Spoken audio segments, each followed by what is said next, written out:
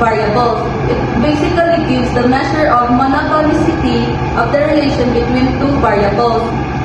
How well the relationship between two variables could be represented using monotonic function.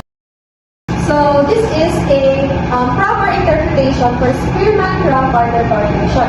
So if positive 0.7 to 1.0, so automatic is siyang positive correlation.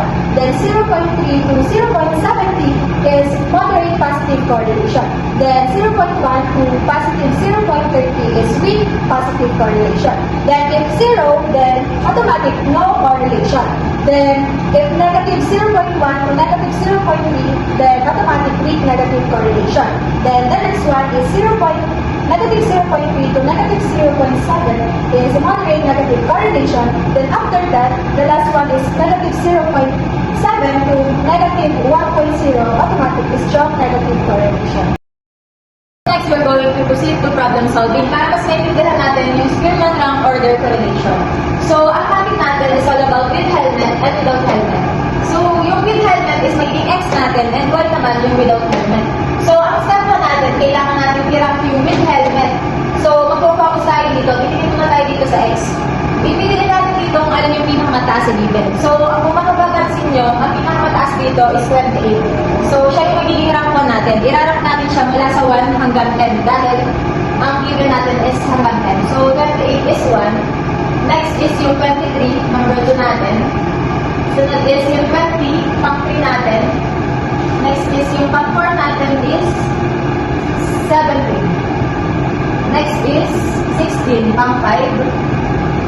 So, yan, makikita nyo, yung 15 dito, dalawa siya. So, rank 6 and rank 7 siya. So, yung 6 and 7, ipagpa-plus nyo, then i-divide nyo sa 2 kasi dalawa yung magkagaya. So, ang magiging sagot dyan is 6.5. Para lang siya 6.5. So, ang sunod is yung 13. Yung 13 natin is pang 8. So, next is, may magkagaya ulit dito sa X, which is yung 12. So, pang-ano natin siya, rank 9 and 10. So, ipagpa-plus natin yung 9 and 10 and divide 2. So, ang magiging sagot natin is 9.5.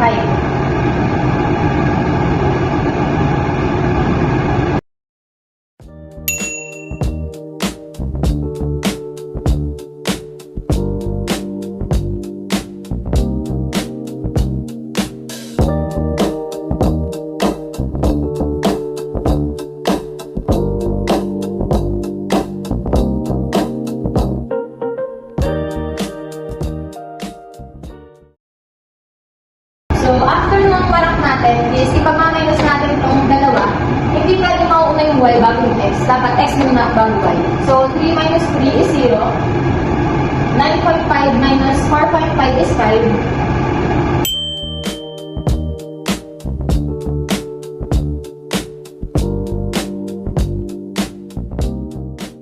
So, after na masolve natin yung difference, which is b, i-square naman natin lahat yung nakuha natin sa 1. So, 0 squared is 0. 5 squared is 25. Negative 2 squared is 4. 2 squared is 4. Negative 2 squared is 4. Negative 0.5 squared is 0.25. So, kagaya din dito, 0.25. So, 1 squared is 1. Negative 2, negative 2, para na silang 4. So, yan. After mong makuha yan, ipagpa-plus mo lahat itong d square na nakuha mong sagot. So, ang magiging sagot niya is 46.5.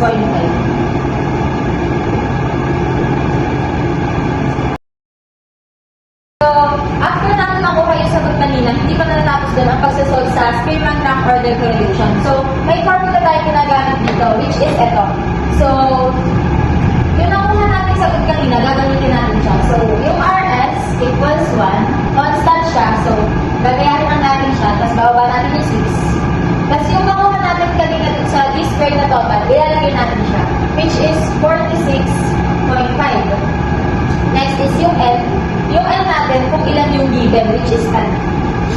So, may another L ulit, 10 ulit siya, squared minus 1. So, ang una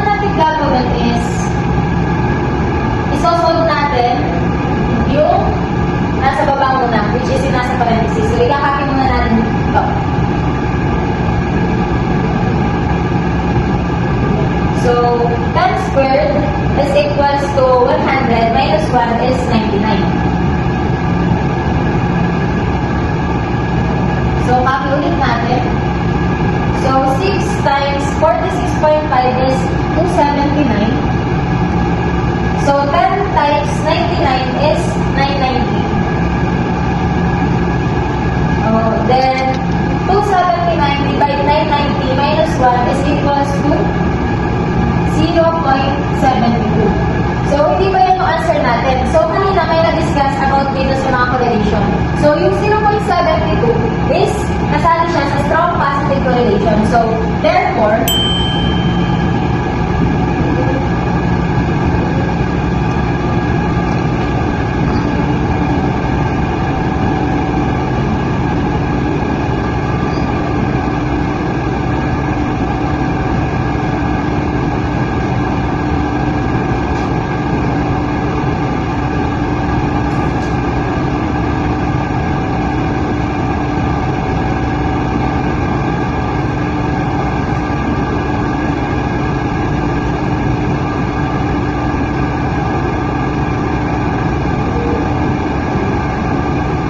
so, ang magiging sagot natin is therefore, the relationship between with helmet and without helmet is strong positive correlation.